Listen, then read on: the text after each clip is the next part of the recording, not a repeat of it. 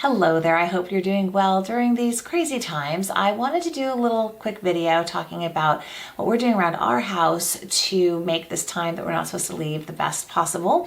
And I'm going to be filling you in on some things that I figured out about getting certain products that are harder to get, as well as just some kind of tips and tricks for making your food supply last longer to where you don't have to go out as much. If you're looking for hand sanitizer, I found some online at Target. Now that was a few weeks ago, but since then a lot of people have started making hand sanitizer that don't usually do so. So Apostrophe, an online dermatologist that I used to get my tretinoin from, they have now shifted all their available capacity to making hand sanitizer, and they are selling it, and then any profit that they make, they're donating it to a COVID-19 fund that helps worldwide. And there are other people doing those types of things, so kind of look maybe at some places you might not think about buying hand sanitizer, and hopefully more and more people are putting it out there if they're making it, so that'll be more available.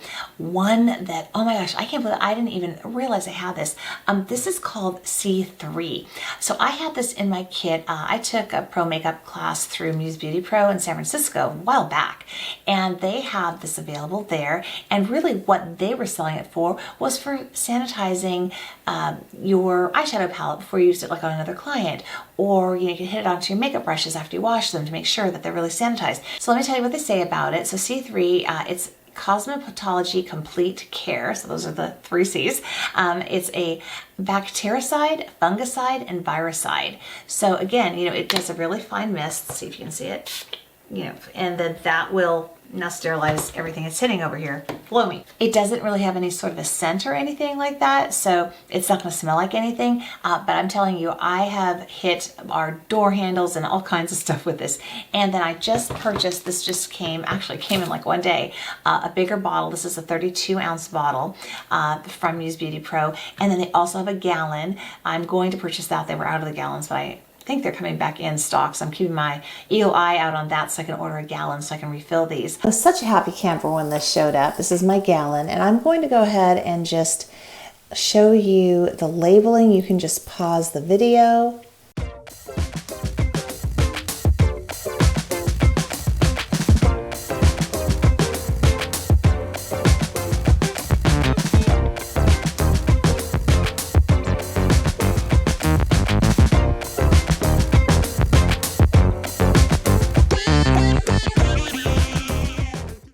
Let's talk about groceries. Now, I started prepping, gosh, way back kind of in January, early February, when we were hearing all about it starting to happen in other parts of the world. Just because, maybe it's because my parents grew up during the war in Germany, and I'd heard so many stories. I guess I'm just a planner with that kind of thing, so I had started to kind of stock up. We've got a pretty good sized pantry, so I just bought some extras of some things that I thought we would need anyway. And that was way back kind of before a lot of people were doing it. I already did have some N95 net masks because my mom, whenever the last outbreak scare was, she was ordering some on Amazon. So I was like, oh yeah, sure, get me some, and I just paid her for them and have some around the house. And I always have gloves because I dye my mom's hair, so I usually have a box of 100 gloves for that kind of thing. So I do have those things kind of ready and prepped. And I have found on Amazon, because I did order some more gloves, that they gave me a really far out date, but the ones I ordered, the date got pulled in by quite a bit. So if you do need anything like that, do know that sometimes they are moving those dates. Now let me tell you about my strategy for milk. Having fresh milk around is important to me because we like it on cereal, and I use it for baking and cooking and other things, right? But it's hard to always have enough because that makes you have to go to the store because it runs out, it expires. You have to buy a few gallons at a time, which is what I was doing. I went to the store the last time and they only had non-fat. My family doesn't even like non-fat. What I found at Costco, and there were tons of them, people weren't buying these, were these. These are by Horizon. I'm sure there are other brands too. It's shelf-stable milk, and it's in little boxes, like how kids have juice boxes. Well, these are little milk boxes, and they have like little straw. Let me just open this up. And what's nice about them is you don't have to refrigerate them. And then these are good until, what's the date on you? Till the 9th of September of 2020. So they're good for a really long time. And if we're all able to go out and don't need these things anymore, well, maybe you've got a kid, you can pop them in their lunch, or you can just start dumping these onto your cereal bowl or using them for your baking and cooking.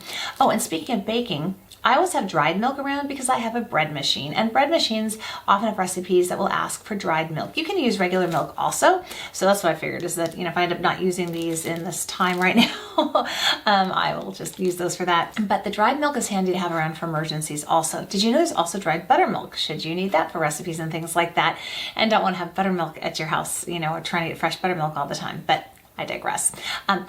But the bread machine, I've got to tell you about the bread machine. It is the most fantastic thing to have right now. I got my first bread machine about 24, no wait, my son was even born like 25 years ago. It finally kind of started not producing as well. The crust wasn't as good. It was just getting a little bit old and starting to make kind of weird noises. So my mom got me one for Christmas. It's fantastic. It looks really cool too on my counter, and it makes wonderful loaves of bread. So just by having, yeast, flour, water, milk, a little bit of sugar and salt, I can make bread whenever I want it, and I'm not reliant on a grocery store.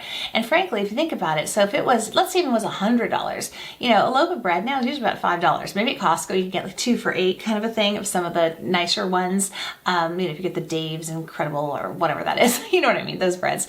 But think about it, so that would really just be like buying 20 loaves of bread and you got yourself a bread machine. In case you're wondering how much the ingredients to make a loaf of bread cost, according to breadmachinediva.com, in 2017, it cost about 85 cents to make a 2-pound loaf of bread. And then you can also buy the yeast in bulk. They used to sell it at Costco, but it's not there always. But if you have Smart Food Service or kind of more of a restaurant supply type of a store, they sell, big packets of yeast. And even the little ones, instead of getting the little packets, the little paper packets of it like that, they sell little jars of yeast too. So as long as you've got some flour and salt, just the unbleached flour is what you want. A bread machine is so great to have around right now. It's kind of fun because my new one now, it has settings for doing quick bread. So like I made banana bread today. I just threw in some bananas and the ingredients, for the banana bread, threw it in there and it made the banana bread. So, they're very versatile. There's even a jam setting on it now. I haven't tried that yet, but the new one is far more advanced than my old one. But having the bread machine is wonderful. These little milks are super handy, and make sure to maybe pick yourself up some dried milk just to have also in your pantry. Should there really be an emergency, you can at least mix that with water. Ladies, if you're worried about some of your grooming things, like gray roots and things like that, I'm touching up my own right now because my hair appointment is actually in a few days and I obviously cannot go to it.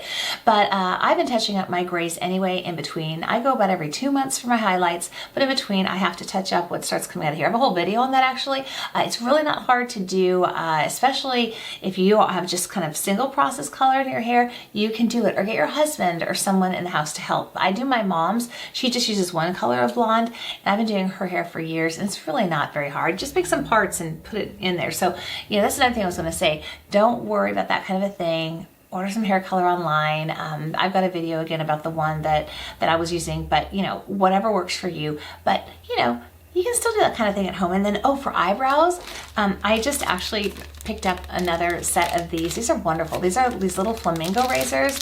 Or sorry, they're called feather, not flamingo. I had the F right. These are, I think it's like $9 for the 3 of them. I got these at Muse Beauty Pro. They are the best thing ever. They just flip open. Here, I'll just open one. I always like to have extras of these on hand. They just flip open like this. And what you can do is for your eyebrows, I have a waxing set, but on my daughter, unless she's not going to be around for a while and I, really want to make sure that it lasts, then I'll use my waxing kit on her. But a lot of times she just doesn't have the patience for the wax. So I just take this and I can just touch up the eyebrows. So what I would just say is make sure to kind of pull tight, and then, you just get the little hairs that are growing out. It works also, for mustaches, if you have like a little individual hair or something. For me, I don't really use these for dermaplaning. For somehow I don't love them for that. What I do then is I just take shaving cream and a razor, like a men's face razor, and I'll shave any fuzzies off my face. But in a pinch, these work too. Whoops, not that way, this way, to get little hair and fuzz. And I've used these before, but I just prefer the just easy smoothness of using like my Harry's men's razor and shaving cream if I have any fuzz to get off. So, we don't need to give up on our grooming or have our eyebrows go crazy or be plucking forever, which you can do, but I don't have the patience for it. I think it kind of hurts. And this, you just do, and it's gone. So anyhow, I just wanted to share these because I thought that was kind of a cool thing. Now for getting your groceries, unless you want to go out and be there early to like get the toilet paper at Costco or whatever, I know you all know about that, but I have had some luck. I've never used the Amazon Prime Whole Foods service for delivery before, but I did use that and it was really nice. They showed up when they were supposed to and delivered it. But it was getting a spot that was tricky, right? Because if you go on there probably right now, there's going to be no availability. But I found if you get on there a little before midnight and kind of start looking and refreshing, they open up and you'll be able to get a spot. And it's usually, about 3 days out, but I got cheese and meats and milk and things like that. And because it's the Amazon, owns Whole Foods now, it's no longer what they used to call it, like a whole paycheck.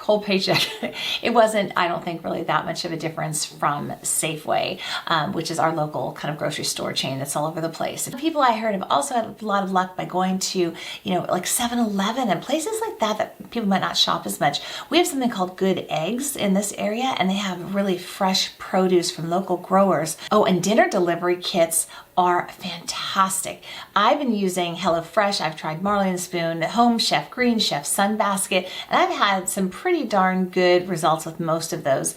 The Blue Plate, I forgot what that one was called. There's one I didn't really like. My family was kind of like on the recipes of that one. But other than that one, we've been really, really happy with them. And some of them now will offer like keto, and they'll have, vegetarian and vegan options and all kinds of stuff like that. I did a video actually even about the vegetarian HelloFresh, that at that point my son was vegan. So I was actually taking the vegetarian box and kind of veganizing it just by making a couple little tweaks too. So there are a lot of options like that to get whole meals delivered to your house that you just then cook and prep. And there are things like Gobble, and Gobble I think is more local to where I live, but it's pretty much you just put a few things together. You spend like 5 minutes cooking. It's not like HelloFresh. HelloFresh you're spending a good 30 minutes cooking usually, but things like Gobble, things like that. So if that's something that's in your budget, that might be an idea too, because I know it's stressful now, guys. I mean, I don't know what's happening with, our jobs necessarily. I just hope that everyone tries to keep as positive as an attitude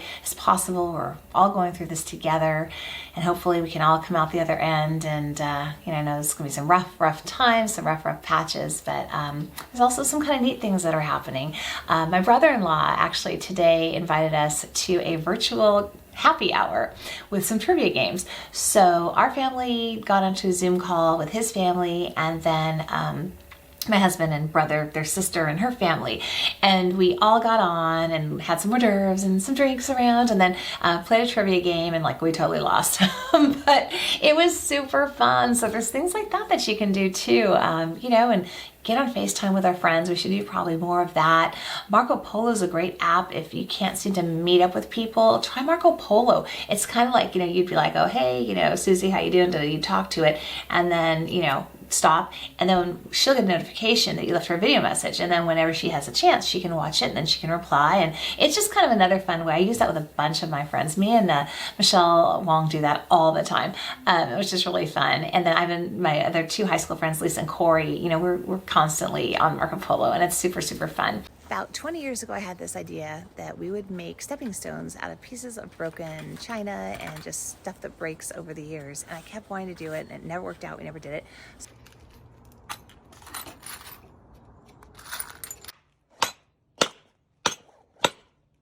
So we have all of our broken pieces. Yeah, now we're gonna lay out our patterns. This is mine so far. And then look at Steve. She's gonna have that as a border, and that is the middle. Our little designer. Do you have the mixer, Danielle? This is how they turned out. That's Grant's. That's Danielle's, the heart. Mine is the star. Weirdly, my cement is super dark. I don't know why.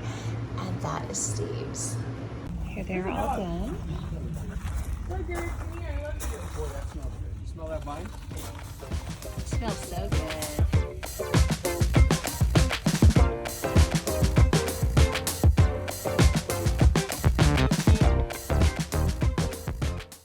So hopefully some of these ideas have helped you. If you have any questions, any ideas, I'd love to know. Any ideas how you and your family are getting through all of this. And like my mom, she lives by herself. We're trying to drop off her groceries. Don't want her to leave. She's 80. She's got, a reactive airway kind of stuff going on. So do not want her anywhere near anyone else. So she's taking walks and talking on the phone to her friends and stuff. So I know it's not easy for anyone, but hopefully we can all get through this, and would love to hear from you down in the comments below. Hope you all have a great rest of your day, and it's not goodbye, just so long till next time.